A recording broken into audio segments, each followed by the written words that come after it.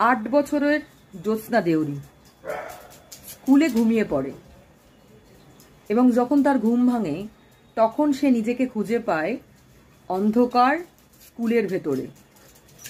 দিদিমণি স্টাফেরা অনেক আগেই দরজায় তালা দিয়ে, স্কুলের মেন গেটে তালা দিয়ে বাড়ি চলে গেছে। ভয় পেয়ে জ্যোৎস্না করে কি, স্কুলের জানলার গেট দিয়ে বেরোতে চায়, আর তাতে বিপত্তি বাড়ে। জ্যোৎস্নার পুরো বডিটা গ্রিলের বাইরে চলে গেলেও মাথাটা আটকে যায় গ্রিলের মধ্যে, আর তারপর আর কিছু করার থাকে না। ওই প্রচন্ড বৃষ্টি এবং বন্য জন্তুর ভয়ে জ্যোৎস্নার গোটা রাত কাটে।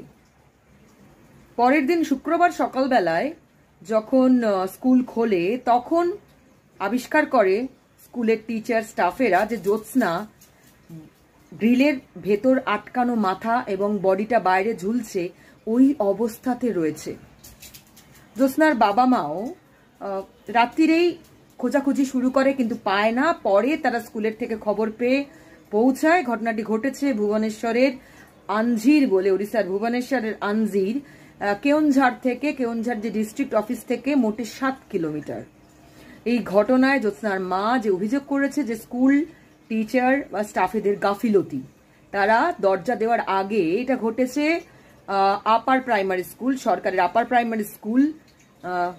জ্যোৎস্নার মায়ের বক্তব্য হচ্ছে যে পুরো স্কুল পুরো বন্ধ করার আগে দেখে নেওয়া উচিত যে কোথায় কোনো বাচ্চা আছে কিনা। জ্যোৎস্না ঘুমিয়ে পড়েছিল আসলে, কিন্তু সেটা কেউ চেক করেনি যে কোনো বাচ্চা ঘুমিয়ে আছে কিনা। একজন টিচার তিনি স্বীকার করেন যেটা তাদের তরফ থেকে ভুল। এরপরে যেটা হয় যে স্কুলের যিনি হেডমাস্টার আছেন তাকে সাসপেন্ড করা হয়।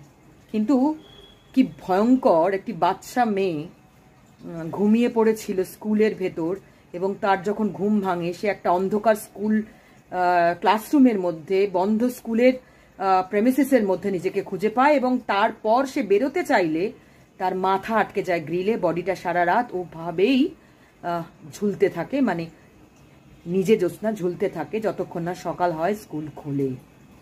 ওড়িশার ঘটনা।